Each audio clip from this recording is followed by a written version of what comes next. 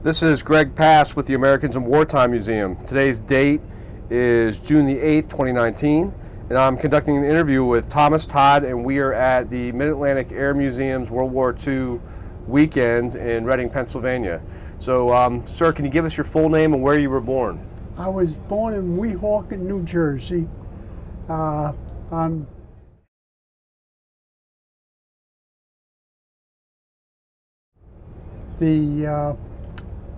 I went to school in North Bergen, and I also graduated from Coyne Electrical School in Chicago for the Army, and I did, before the war, I had gone to New York Electrical School, so I was an experienced electrician, and I was doing repairs on the wires, keeping communications open between the bridge sites and headquarters, so they knew what was going on.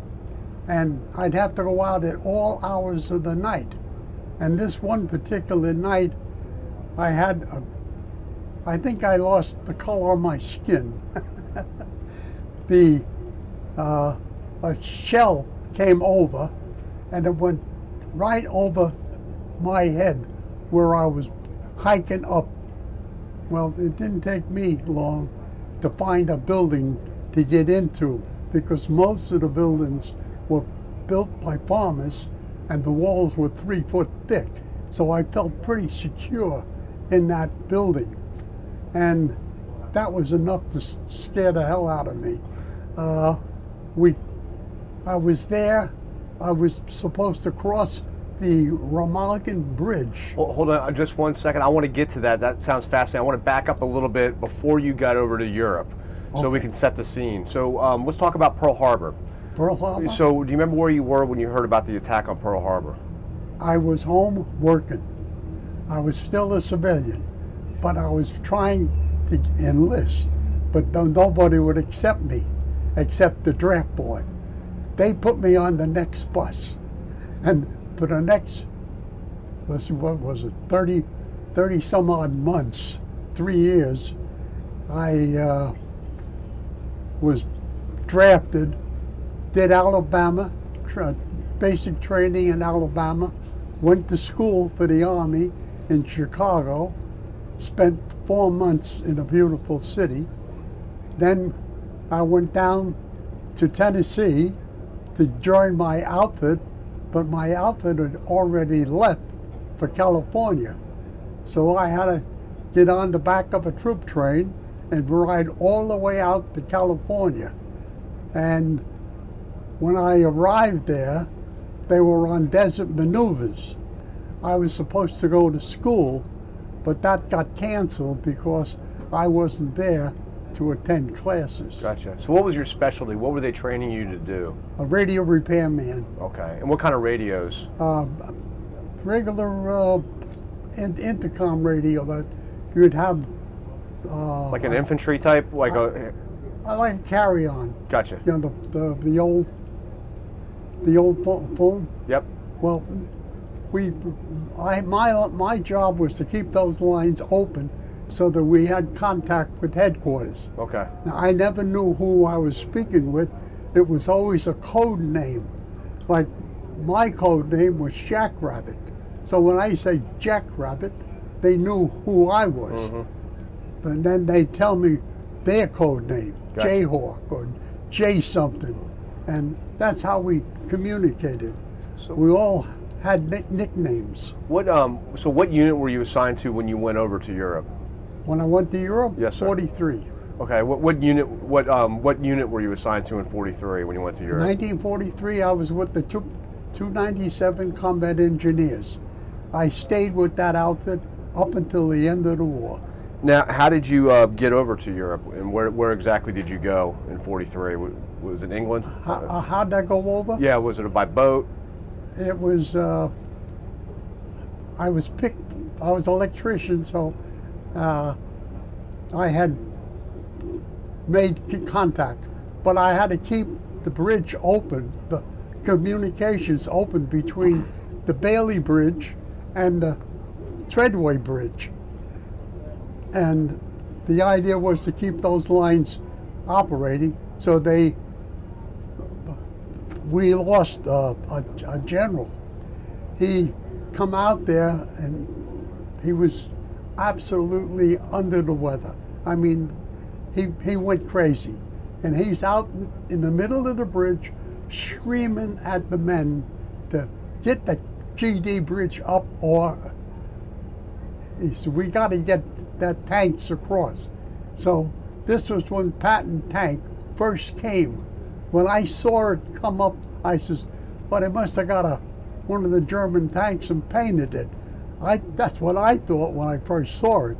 But when the tank got closer and closer, I realized it was the new Patton tank that they were all talking about. And it was a sweetheart of a tank. So when you left the United States, did you go from the United States to England? I went from the United States to Boston for port of embarkation. I was shipped out by boat. Okay. Out of Boston shipyard. Okay. We came across with one of the largest convoys in January, North Atlantic. Okay. I mean, there were days I didn't think the ship was going to make the storms. Mm-hmm. The waves, the ship would lay over to one side, and then it would straighten up. Propellers would come out of the water, and the whole blame ship would be bang, bang, bang, bang, bang, bang. It was a nightmare, but we just took it as it come. What kind of ship was it? Was it an old? It was a cargo ship used by Admiral Byrd in the South Pacific, and they only had so many beds, and they were 5 short. So we were sleeping out on deck, but the storm came up during the night, and we had to go inside the cabins. They insisted we couldn't stay on the deck, and so we slept on the floor outside the officers' cabins. Well, you made good. You made do. You had no choice. You were there. You did what you had to do. And did you go get the job done? Did you go to England? Yes. Okay. I hit England. I was stationed in. Let me think. I'm trying to think of the name of the city or town. Hemstridge was the name of the village. We had 5 or 6 villages for each company, A, B, C company. Each one had a different village, and we stayed at Hemstridge. And we did practice in bridges, and this one particular British soldier came up, and he was going to teach us how to put the Bailey Bridge up. So what happened was he went to breakfast, and the British start eating breakfast at 6 o'clock in the morning, and they don't stop eating until 5 o'clock at night. They have a full belly. So what happened was no, I lost myself. That's okay. So tell us about the bridges. What kind of bridges are these? This is a Bailey Bridge. A Bailey Bridge panels weigh 600 pounds apiece, and they go together like a jigsaw puzzle. You just bolt them together and put the pin.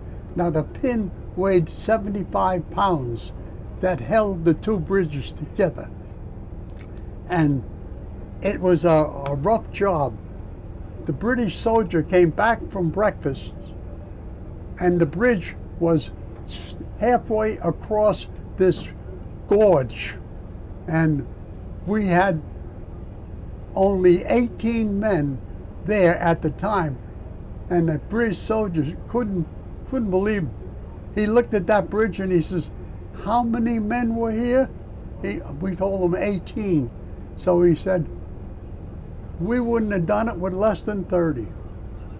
He says, because those panels were 600 pounds. It took 6 of us on each panel to move it into position. Then we'd have to lift it up and bolt it and put the pins in.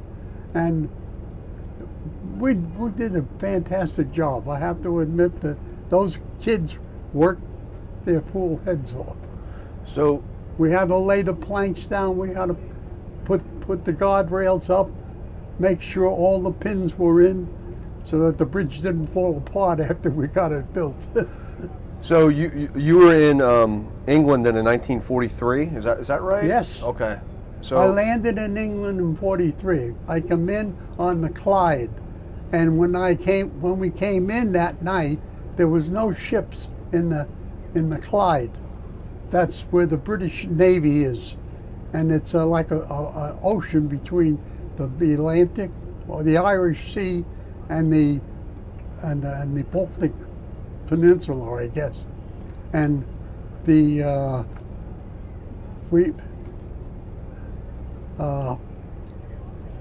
woke up in the morning. The Leviathan, the Queen Mary. There was another one.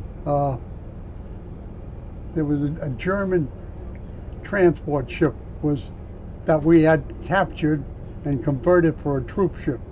There was 3 big, so we had to wait 14 days till they unloaded those 3 ships to get them out of there, so that the Germans didn't bomb them or catch them in dock. And then that was on the Clyde River. So when did you go into? I assume you went into France. In France? Yeah. When did you actually get into combat theater? Was My combat was right from the beginning. in June? Right when we first landed, we were into a combat area already, and we were starting to put the bridges together. Where did you land? Do you remember what beach? I landed on the Clyde in Scotland, Okay. and we were transported by train down to Hemstridge, Okay. which was a little English town along the coast. And the funny thing was, my mailman handed my mother a postcard of the town of Bournemouth, and looked like an IBM punch card. And the postman says, "I don't know what you're going to get out of this." He says, "Where?" So he handed the card to my mother. "Oh," he says, "he's in Bournemouth." So the mailman looked at my mother and said, "How in God's name did you know that?" He said, "Well, when I was a nanny, I used to take care of the children. And every summer I'd take the kids down to Bournemouth, the seashore. And that was where he landed." Cool. So what about you? You went to Normandy? I was in Normandy. So when did you get to Normandy? How far after D-Day was that? Well, that was right. We went from the shipping yards in Southampton onto the boat and across the channel. I arrived at 7:30 in the evening. Those days, it was pretty light out yet. So Was that June the 6th, or was this? That was June 6th. So yes. So you were there on D-Day. I was there on D-Day. What beach did you land on? Do you remember? Yeah, in Omaha. Oh, wow. We landed on Omaha. We come in on the wrong beach. Really? Everything went wrong. Nothing went right. So during the night they found out we were at the wrong beach. We were supposed to be at the right flank of the invasion. And here we were at the middle of the damn invasion. What did the beach, so did you come in on a Higgins boat? No, I come in on a real craft with the front opened up, and the ramp went down, and the first truck went off and disappeared. The driver come up swimming. We must have hit a shell hole. So what they did, they closed up the nose, they backed out to sea. We waited for bed check Charlie to come over. There was a plane that used to come by every night. He'd come over and check up, make sure we were all tucked in. And we used to look for him. What did the beach look like at 7:30 at night when you There landed? was iron sticking up all over the place. They couldn't blow it. They tried to blow it, but the Germans had it down far enough into the ground that it was almost impossible to blow the blasted things. But the boats were able to get around them. It wasn't that great a defense.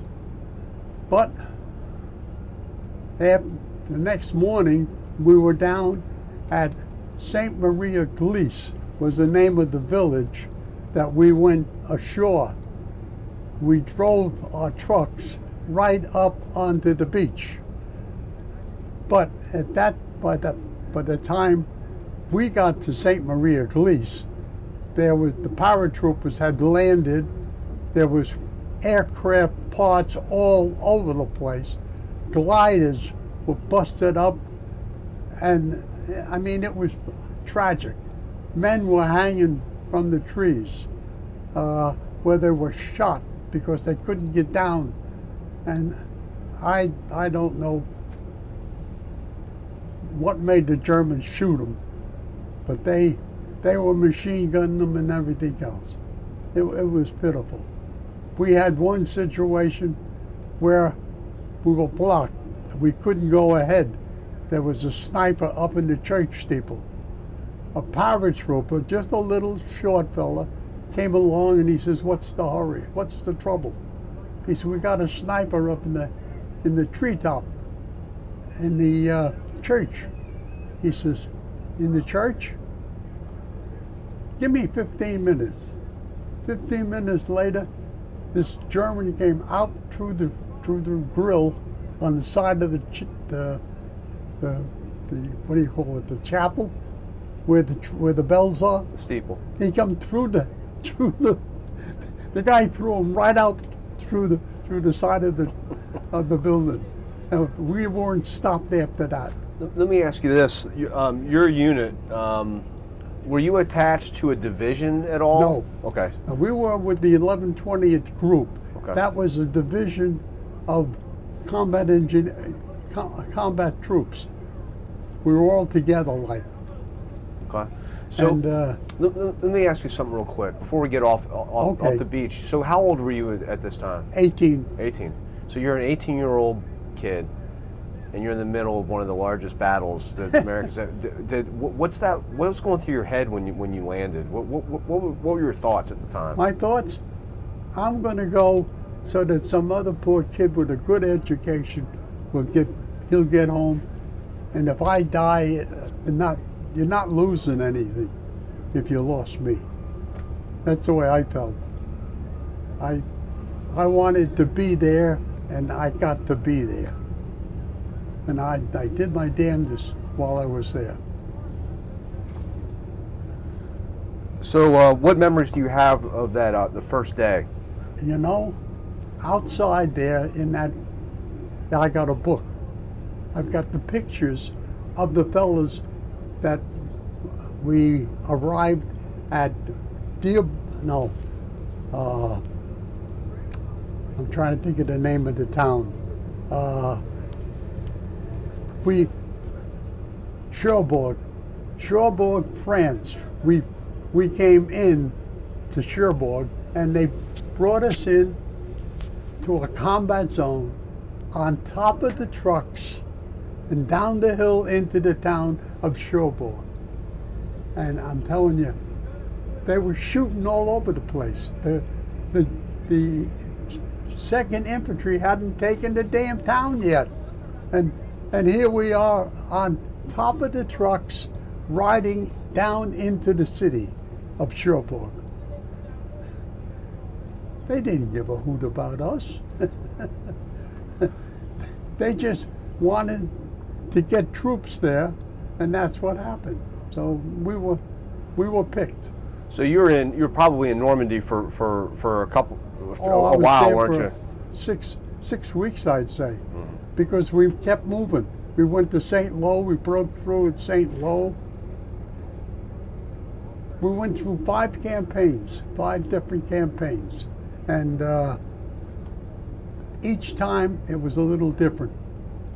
And we didn't drink water because the water wasn't fit to drink. We had to drink wine. It was hard. But it was one of those things. So, can you talk about one of the first times that you experienced combat? I imagine a lot in Normandy, but any particular incident that stands out in your mind when you think of Normandy? The only thing that stands out in my mind, and I'll never forget it, was that shell going over my head and landing across the highway from where I was.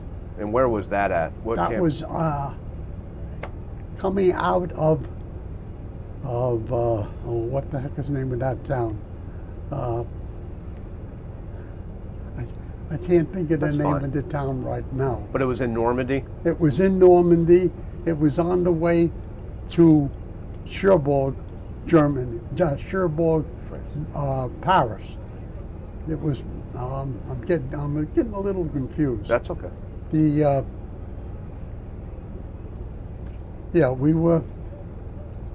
were stationed in England near the town of Cherbourg, and then we went down to Southampton. We sailed from Southampton on a craft, landing craft, and then that was our landing.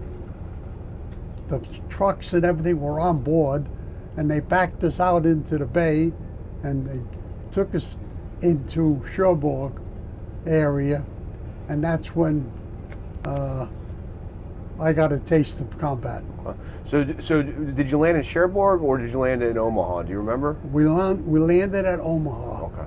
When it was too late to get off to disembark, so they figured we'd push it out to the bay and let it sit out there overnight until daylight.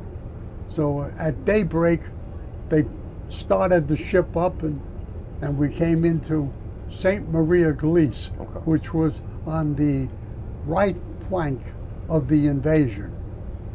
It started at St. Maria Elise and went all the way through to Omaha and all the different names St. of Louis, the beaches. yep. Yeah, we had a job to do, and we did it. So let's talk about your job. Like, what was your daily job that you would do in Normandy? Keep communications open between the bridges. They were putting any bridges that went up. I'd have to make sure I keep that line of open to feed the information back to headquarters. So it was a relay effect type thing. But my job was to make sure that we had communications. And what was the MOS, the title? What was there? You said radio repairman or I was a repairman. repairman? Gotcha. Yeah. I did any wires. If I found a wire that belonged to someone else, I would take the time to find the other end of it so I could put that together to help him, because that would save him coming out. And what kind of weapons did you carry? A pocket knife, and a pair of cutting pliers. That's all I had. You didn't have a rifle, pistol, nothing. I didn't bother with my rifle. It was too heavy and it was too clumsy. Yeah, so I was fortunate. I got a hold of a pistol from a German. It was funny. They had these prisoners up against the wall, and one fellow was talking in German. So I went over to him and I said, he gave me the watch right above his wrist. I still have it.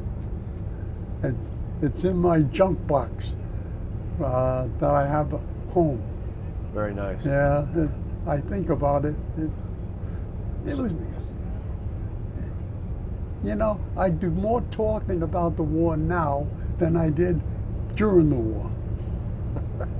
So let's talk about after you guys broke out of Normandy. Where did you go after Normandy? St. Lo. We went through St. Lo, and we went straight through across the Bren Peninsula to cut off the supplies to the submarine base. And then where did you go? And then from there we continued on through into, well, I guess it would be Luxembourg, and then into, well, right through with the First Army. And we were moving along at a good pace. And at some point, your unit participated in the Battle of the Bulge? And what happened was, during the invasion, the Germans tried to break through our lines. What they had done, they had built caves and they had assembled tanks. These were 3-man tanks that they built in the tunnels down underneath the Hurtgen Forest. And when they came out, they had no fuel to run the tank, but they had ammunition enough to do damage. And they came out in a complete surprise. They wiped out, they lined kids up, and they pulled up the back of the truck, and there they had machine guns, and they started cutting the men down. I got to think back a little bit. A lot of the boys, somebody hollered out, "Run for the woods, run for the woods." So what did survive went into the trees. So most of the bullets would probably be buried in the trees. But for the beginning, the kids didn't know what to do. And the Germans just kept hammering away at these kids. That's why there were so many people died in the Battle of the Bulge. And they paratrooped in white uniforms. At night, they paratrooped in, and they spoke English as well as you and I. But there was one word they couldn't master, and that was a name of a baseball player, and for the life of me, I can't think of it now. But they couldn't pronounce his name, and that gave them away. They were eating our food with us at meals. They were that good. They spoke enough English that we didn't catch on to what was going on. So, your unit did participate in Battle of the Bulge? Yes. And what were your recollections of that event? Well, we were in the middle of the Battle of the Bulge. We had to get bridges built over some of the railroad tracks that they blew. They blew the railroad bridges, the overpasses. So the tanks couldn't go across because the bridge wasn't there. We had to build the bridge right in the battle zone. And the Bailey Bridge was a wonderful bridge. It was British. I have to admit they had a good bridge there, and it would support a railroad train. That's how good the bridge was. So I think I heard you say Remagen. Remagen, yeah. So tell me about that. Remagen was a small town. Let me think. I lost my train of thought.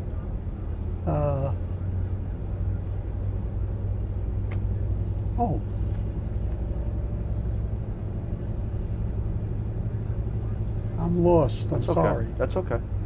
I'm drifted off. Let's look at something else and then we'll come back to that. So, how did you communicate with your family when you were overseas? How did you communicate with your parents? How would I? Yeah, write letters, I assume? Were you getting a lot of mail? No, I didn't write much. You had no place to write. And we had rain, 13 weeks of rain when we hit the Hurtgen Forest. We tried sleeping in the bunkers that the Germans had built in the forest. But they snuck back in and they caught us off guard. So what they did, they welded the doors shut. The Germans didn't get back in there a second time.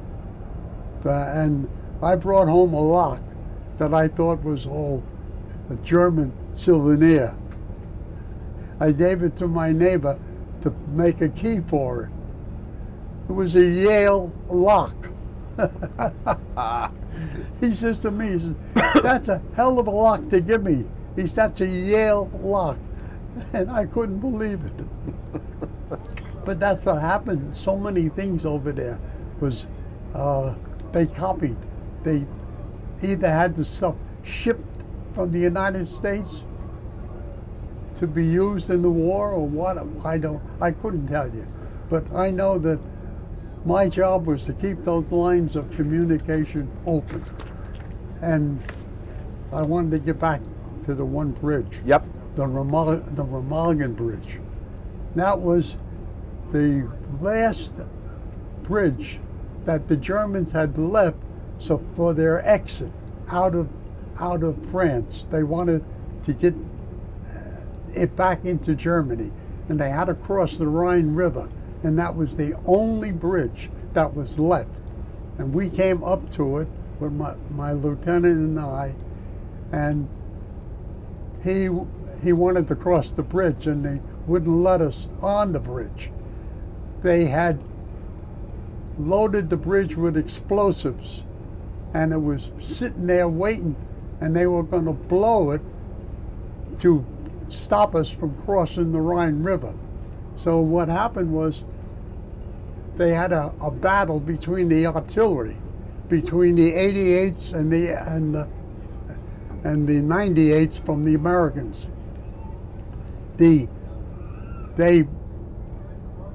tried to blow the bridge, and it wouldn't explode because one of the shells from our artillery hit the pipe where all the wires were tied in, and it must have hit the main detonator, because when they hit the charge on it, it didn't explode. There was a officer in charge, and we called them 90-day wonders. That was what we had nicknamed them. And he would not listen to the sergeant. The sergeant was a technician, bridge builder. He knew all about bridges and anything you wanted to know about the structure of the bridge. And he told the officer, if you cut that beam, you're going to lose the bridge. The officer wouldn't listen to the sergeant. I'm an officer, you're a sergeant. You mind your own business. And they cut the beam, and they lost the bridge. When I came, the MPs wouldn't let me on the bridge. I was driving the Jeep. I went downriver, the Navy took me across the Rhine River. I come up the other side, and there's no bridge. They blew it the time that I drove down, crossed over, and came back up on the opposite bank. The bridge was gone, and that was a big loss to the American forces, because we couldn't put a Bailey Bridge in there. Not the way that thing was constructed. But that's how things happened during the war. So now you're in Germany at this point. Now we're in Germany. We're starting through. We were with the first troops, with the Armored Division. We were putting gravel on the hill because it was icy weather. The tanks were sliding off the road because the pitch to the road, the tanks couldn't hold it. The Sherman tank couldn't hold it. They were top heavy. Oh, there was a lot of things wrong with the Sherman tank, but that's beside the point. We had to go throw gravel out on the roadway so that the Sherman tank could go down and attack the Germans. I mean, these are the things that happen in combat as it comes along. Now, we had a doctor in our outfit, a doctor. He was a baby specialist. And when he got to the village, I can't think of the name of the damn village either, but there was a hospital in town that was, the women, if they had 10 babies, they got a medal. If they would produce 10 babies for the German army, they got a medal. So that's what, this doctor went crazy. The place was loaded with pregnant women, and that's all he wanted to do was deliver babies. So that's the kind of doctor we had. So where were you guys at the end of the war? Where were you in? My outfit, well, we came, what happened was there was a group of fellas that failed with the paratroopers. They were washed out. So they came and joined our outfit down in Alabama. We went down to Dothan, Alabama, Camp Rucker. It's now called Fort Rucker. And that's where they trained the pilots on the helicopters, the Airacobra particular.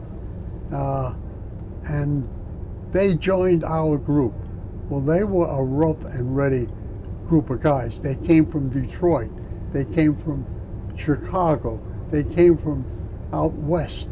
In fact, I had a very good friend come out of Utah, and he was the only son that poor woman had, and he got killed in Cherbourg, England.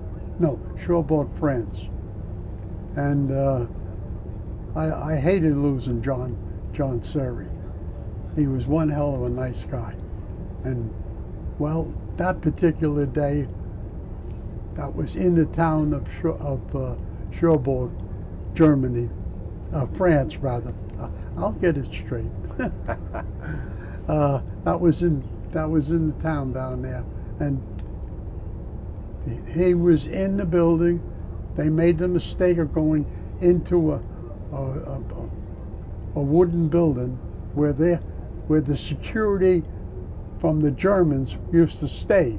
That was their billets, their place, and that was their shelter.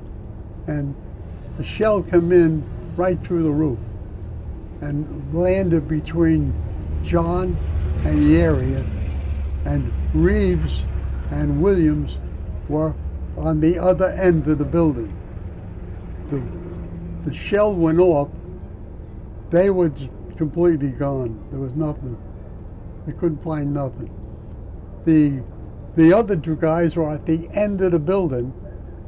The wall blew out, and Joe Williams went out with the wall. He come running. He was rolling around on top of this here section of the building that landed on the railroad tracks. Joe got up and ran back to cover, and Reeves got 22 pieces of shrapnel from his right side all the way down to his toes. He had shrapnel for the whole time of the war, and he was back and forth in the hospital. He was a lucky man to be alive. Yeah, John. And those guys were in your unit? They were with my outfit, yes. That was my squad.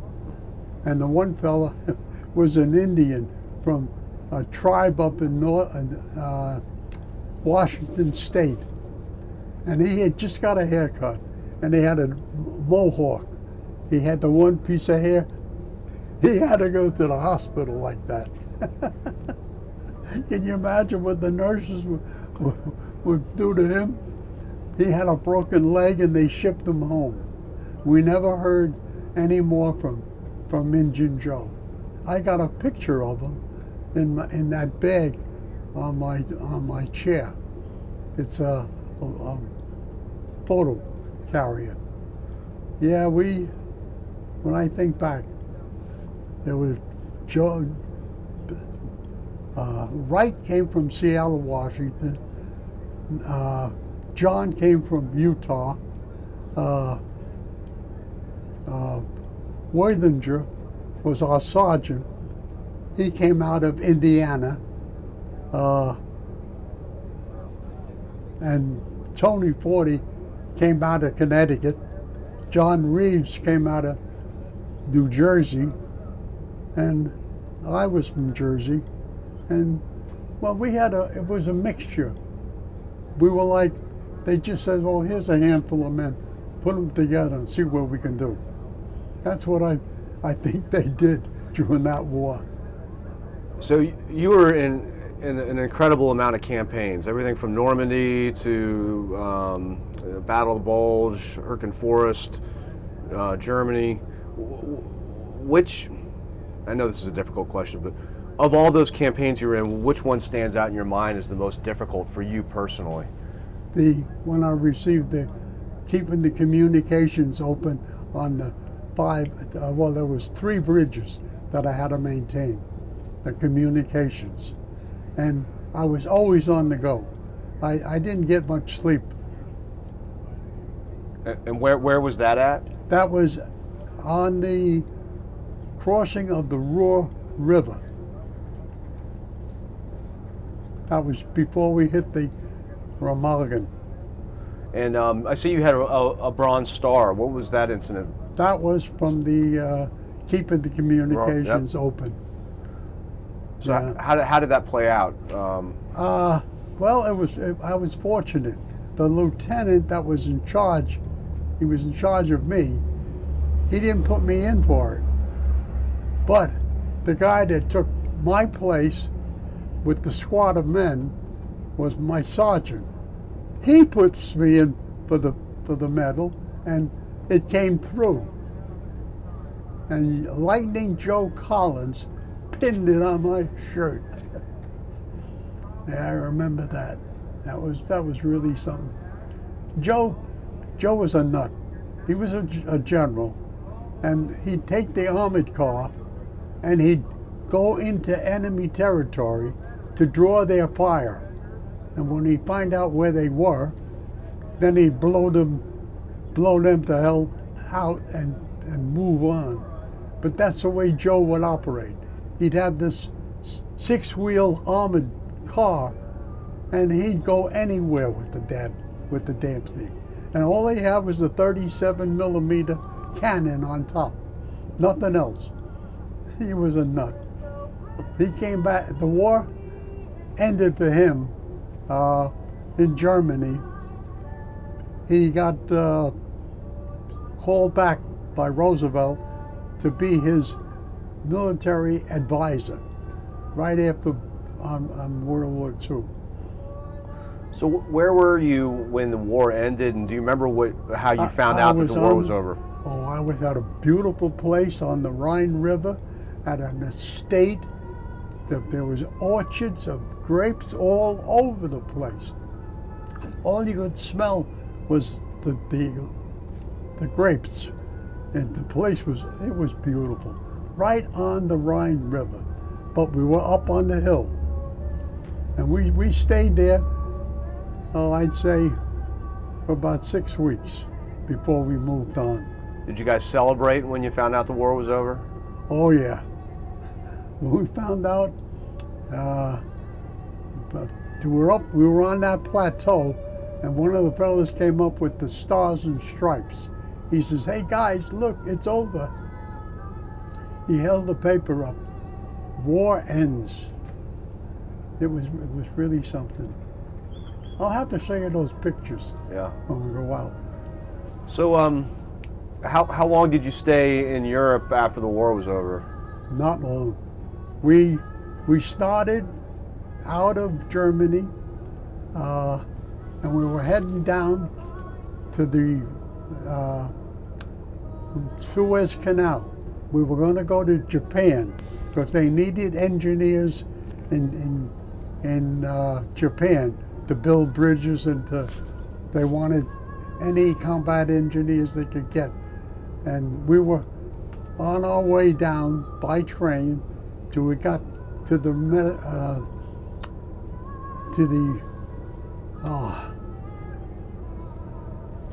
the damn body of water. I can't think of the name of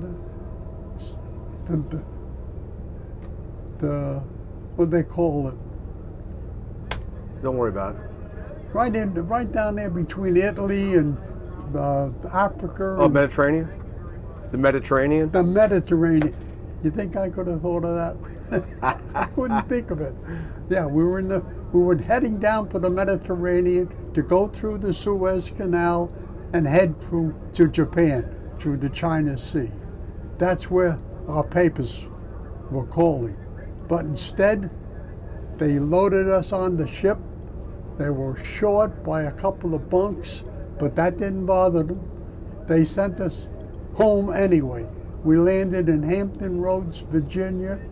I got home before my neighbor got home, and he went in long after I did. And here I'm home, and he's still in Fort Dix doing discharge papers. What was your homecoming like? Oh, it was great. I went to church with my mother, and it was fantastic. Everybody was, of course, in our church they had a plaque. All the fellas that didn't make it, their names were there with a star behind it, and there I was. I survived, and I never thought I would. I figured I was going as gunfire, more or less. I figured I didn't expect to come back. I don't know why, but I lived one day to the next. I was going to ask you that. How 18-year-old kid in Europe and all these intense battles, what did get you through it? Did you? I just went about my life. Whatever I was assigned to do, I did. And that's the way we lived. We lived in, let's see, it was Ike's headquarters, and it was a railroad gun that the Germans had on a railroad train, and they fired on the town we were in. But I'll be damned if I can tell you what the name of the town was. But it was Ike's headquarters. One shell hit at one end of the town, the other shell hit at our end of the town. Wiped out our water purification division. That was all the swimming pools were gone. They were down to nothing. And that was our drinking water. So we had to get that back in operation. Things like that came up, and we just do it. No questions asked. Just, that's your job for today, do it. So we're going to send you a copy of this video in a few weeks, and a few hundred years from now, one of your great grandkids might stumble upon the video and watch it. What would you want them to know about your service to your country? Believe what you see. Believe what you see. In other words, whatever you saw on film, that's the way it was. I've always said I had a job to do. I did my job, and I came back. I was lucky. I was one of the lucky ones. There was many a guy that didn't make it back. So here we are, 75 years after D-Day, and we're at this amazing event with tens of thousands of Americans to honor guys like you. You guys are walking around like rock stars, as you should be. How does that make you feel? I'm lucky to be here. I always said it wasn't my turn. God didn't want me. He told me that, but I didn't listen to him. Last thing. I can laugh then. if you had a young man come up to you, or a young woman for that matter, come up to you and say they're thinking about joining the Army, what advice would you give them on how to? Don't go unless you have to. If they're going to draft you, do your duty for God and country, and let it go at that. I wouldn't advise you to run and hide or try to avoid being drafted, because you'll only wind up in prison and you'll get yourself killed that way. So take life as it comes. I lied. I do have another question. That's we take it as it comes. We, as you know, your generation, we call you the greatest generation, and there are enormous differences between your generation and the generations that are around today. What are your thoughts on that? Why is it that you guys are the greatest generation? We got too many people that think they want to run the country. Right now, they try to overthrow the United States, believe it or not. That's why we're fighting with Trump and the others. They didn't want Trump to be president, and they're doing everything and anything to keep him from being our president. That's it's selfishness. It's she's a nut, that bitch. That's all I can think of with that girl. Is there anything else you wanted to add about your time during World War II? I'm trying to think now. When I came home, I landed in Virginia, in Hampton Roads, Virginia, and we went from there to Fort Dix. And I went over the fence that night. I had a gun, I had a dagger that I had found, and a couple other things. I had souvenirs, binoculars, the pistol. I wanted to get that home, so we went over the fence. We got on the bus. The bus took us into New York.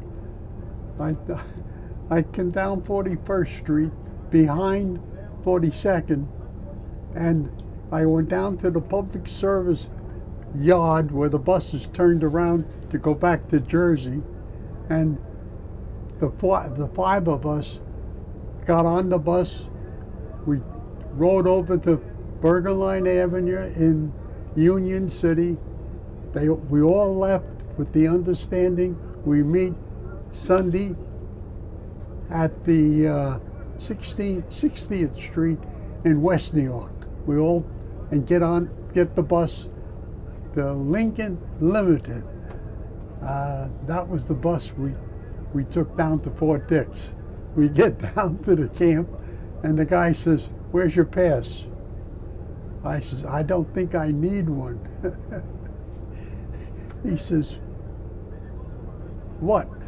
He says, "You don't have a pass? Get the hell out of here before you get me in trouble." So we chased the five of us out.